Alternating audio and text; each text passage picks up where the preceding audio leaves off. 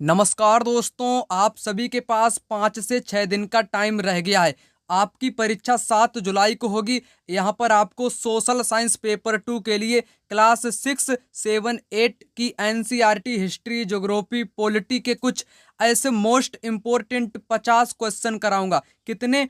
Top 50 question कराऊंगा जो आपके एग्जाम के लिए महत्वपूर्ण होंगे। चलिए यहाँ पर इस वीडियो को तीव्र गति से करेंगे क्योंकि आप लोगों के पास टाइम की कमी है। पहला क्वेश्चन, वितरण के आधार पर संसाधनों को वर्गीकृत किया जा सकता है।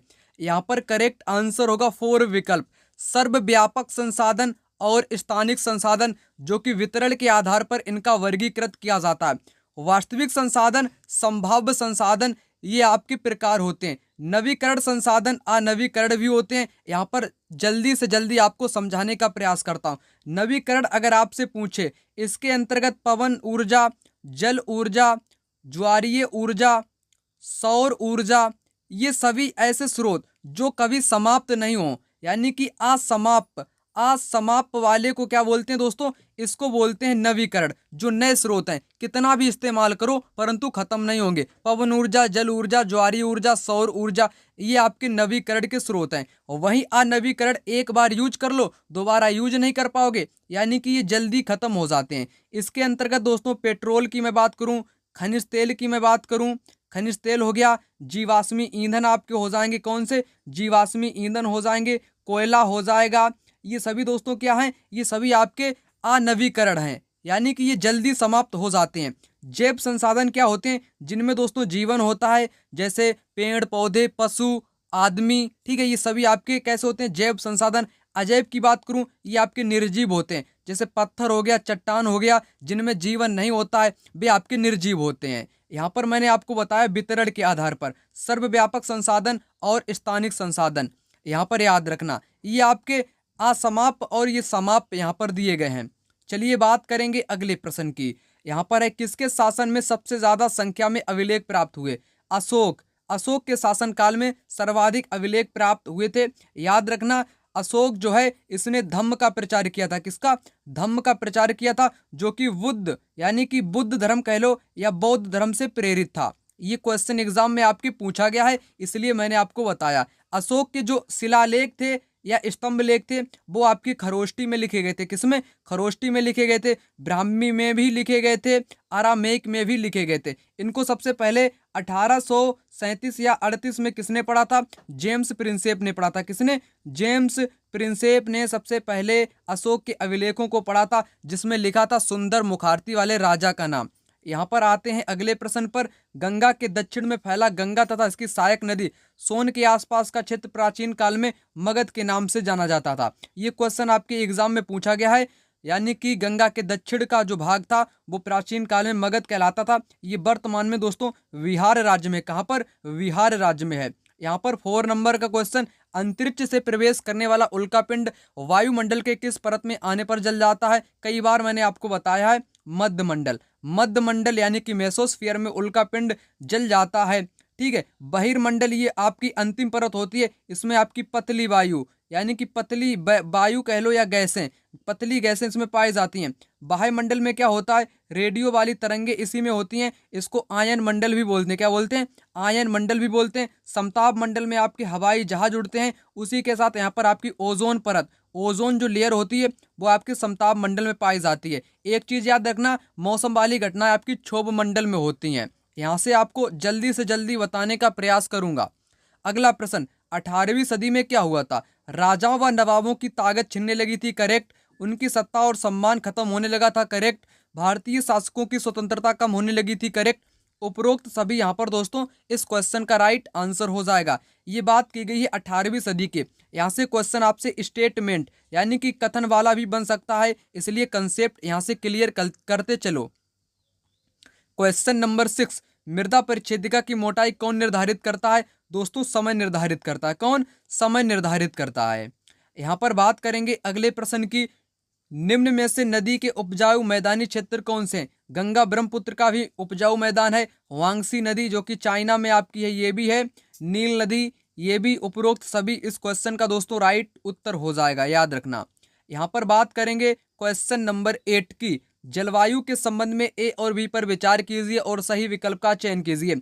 जलवायु वायुमंडल में दिन प्रतिदिन होने वाला परिवर्तन है, बिल्कुल गलत होगा।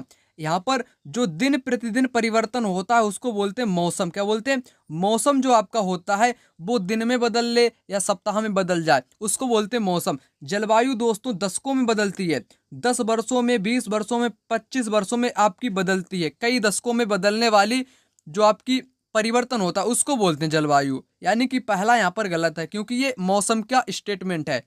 किसी स्थान की जलवायु सिर्फ ऊंचाई तथा उच्चावच पर निर्भर करती है, ये यहाँ पर करेक्ट है। बी यहाँ पर दोस्तों करेक्ट होगा, ए गलत होगा। यहाँ पर विकल्प सेकंड करेक्ट आंसर होगा।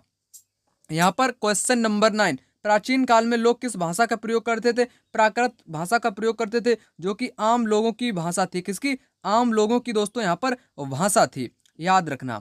चलिए यहाँ पर आ चुका है क्वेश्चन नंबर 10, सौर ऊर्जा पवन ऊर्जा किसका उदाहरण है? मैंने आपको क्या बताया था दोस्तों? नवीकरण के उदाहरण है। नवीकरण जो समाप्त ना हो, जो आपके समाप्त ना हो उनको बोलते हैं नवीकरण। अनवीकरण जो समाप्त हो जाएं।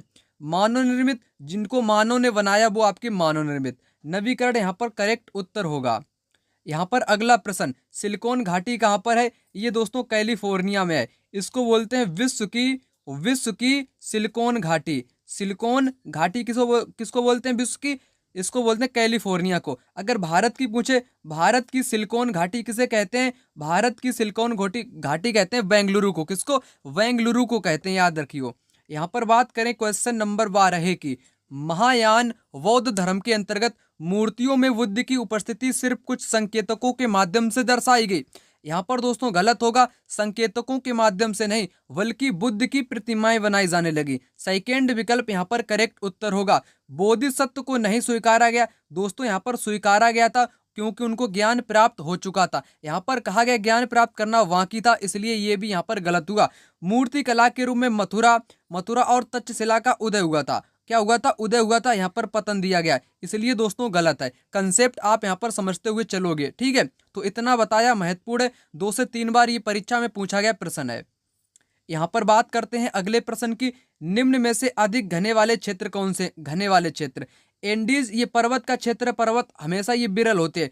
पर्वत में आपकी कम जनसंख्या पाई जाती है, ये भी कम होगी। गंगा का मैदान जो कि उपजाऊ है, यहाँ पर खेती भी होती है, इसलिए यहाँ पर ये अधिक घनी आबादी वाले क्षेत्र होंगे आपके गंगा के मैदान। पर्वतीय क्षेत्र आपके विरल होते हैं।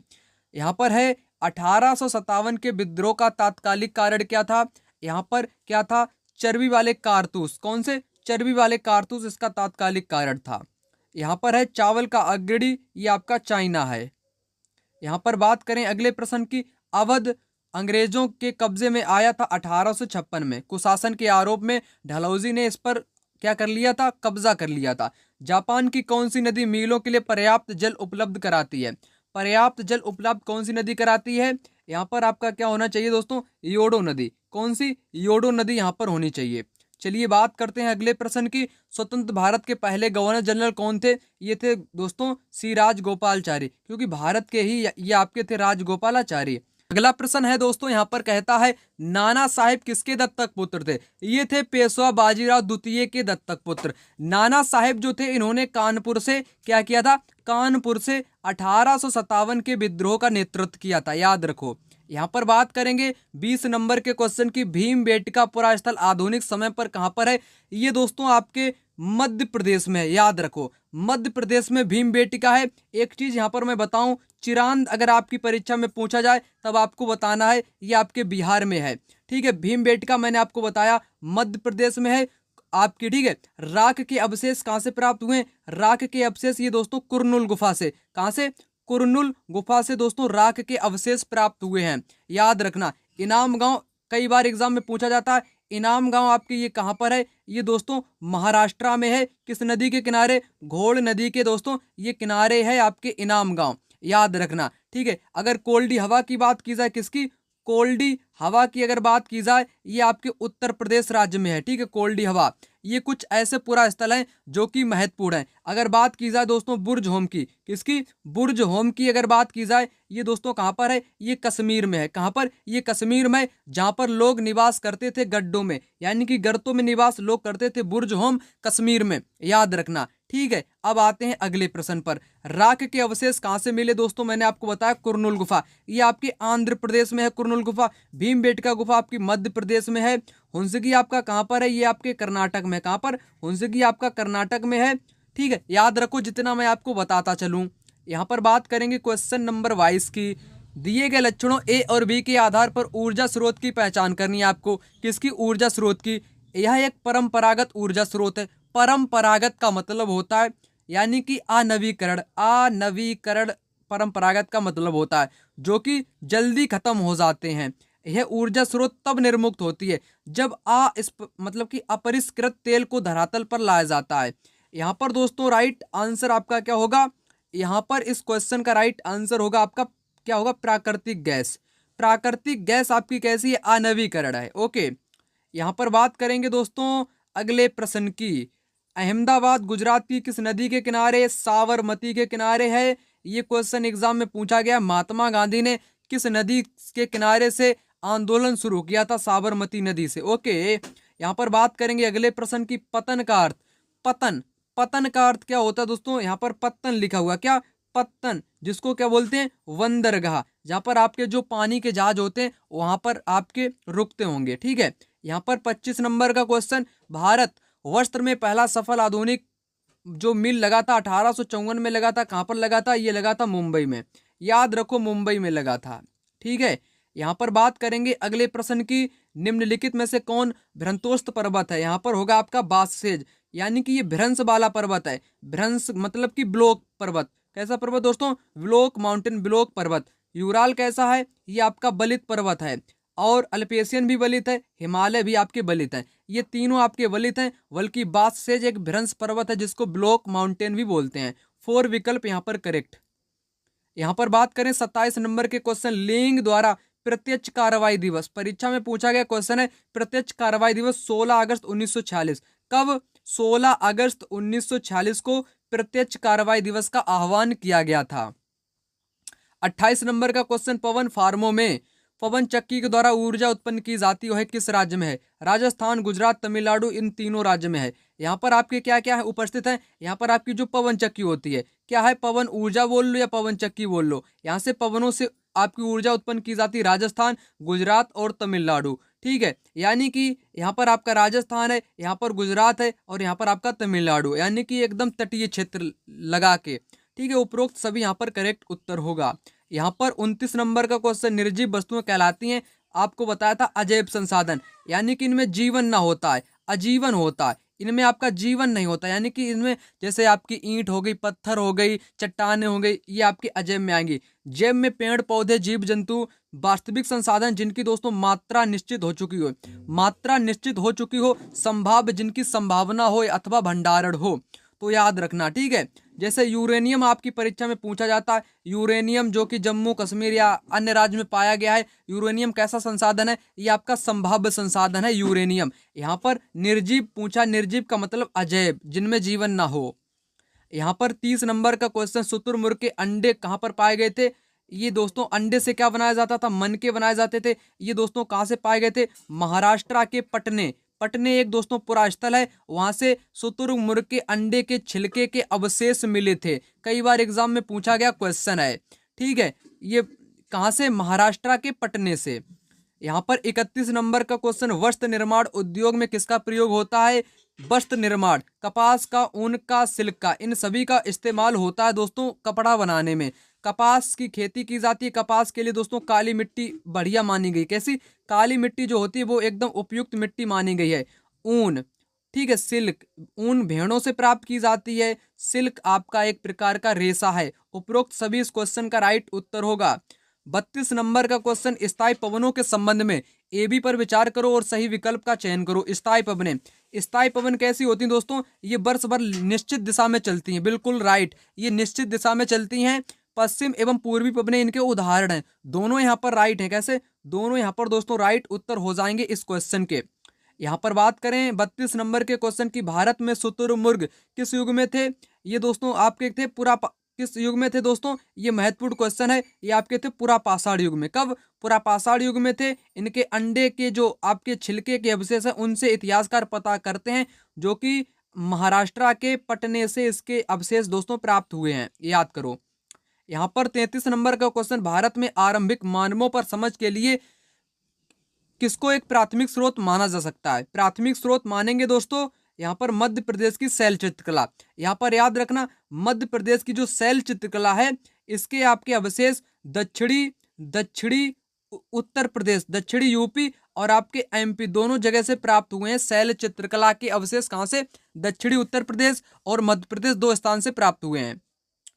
34 नंबर का क्वेश्चन, इंडिया शब्द से बना है, किससे बना है? ये दोस्तों इंडस से बना है। इंडिया शब्द किससे? इंडस से बना है। ठीक है, याद रखना। यहाँ पर है ऋग्वेद की भाषा आपकी कैसी है? ये आपकी दोस्तों संस्कृत है। ऋग्वेद की भाषा कैसी है दोस्तों? संस्कृत है, याद रखना। ठीक है, यहाँ पर बात करें 36 नंबर के क्वेश्चन की, हुंसगीपुरा स्थल ये दोस्तों कर्नाटका में है। कहाँ पर? कर्नाटक में है हुंसगीपुरा स्थल। मध्य प्रदेश में है भीमबेटका। गुजरात में क्या है? लोथल एक आपका पुरा स्थल है हड़प्पा कालीन, वो आपके कहाँ पर है? गुजरात में है।